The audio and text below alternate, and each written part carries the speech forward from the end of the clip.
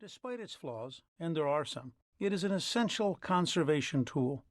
In my evaluation of the legislation, I sought the advice of leading biologists such as E.O. Wilson and Thomas Eisner, esteemed members of the National Academy of Sciences. Good government depends on the counsel of our nation's best scientists. The Endangered Species Act is an excellent example of the value of civility, consultation, and collaboration. Mediation and compromise by interior personnel in the field, by contrast with office bureaucrats, have produced good results, a function of shared values and democratic ideals. A Contract with the Earth presents stories, ideas, and events that illustrate how people worldwide are coping with environmental problems. It is not an exhaustive account. Thousands of examples of successful environmental innovation and enterprise exist.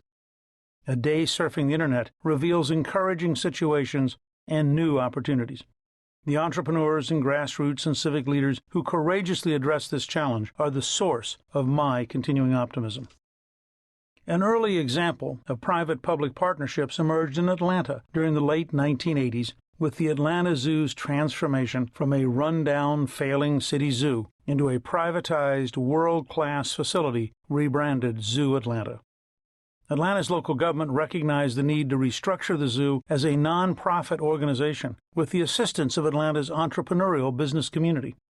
Zoo Atlanta quickly became one of the most successful conversions of a zoo from government to nonprofit management. Terry Maple served as the founding president and CEO, responsible for administering the reforms of the new private-public partnership. He served nearly 2 decades as an entrepreneurial environmentalist, battle-tested on the front lines of conservation. We both recognize that world conservation will benefit from merging private and public interests as entrepreneurial partnerships are incorporated to serve the common good. Americans must reach a broad-based agreement on the environment. Adversarial politics has prevented a strategic consensus from driving our nation's environmental vision.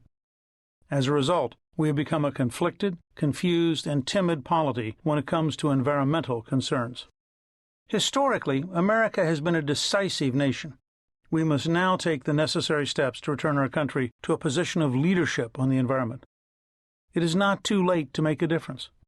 Although I was trained for a career in academia, I've spent my entire adult life immersed in politics. I am convinced, however, the environment is an issue that transcends politics. Americans deserve candor on this subject, why the environment is so important to all of us, and why the time has come to act on what we know. Environmental leadership requires the ability to look beyond stereotypes. Environmentalists are not exclusive to one political philosophy. It is quite possible to be a green conservative. Indeed, a conservative philosophy is highly compatible with the mainstream or entrepreneurial environmentalism that Terry and I advocate. I am not surprised that liberal thinkers have also promoted green enterprise.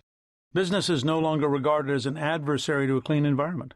Rather, global industries are the source of brilliant, workable solutions to vexing environmental problems. There should be no exclusivity when it comes to the environment. Everyone is welcome at the table, and everyone is needed.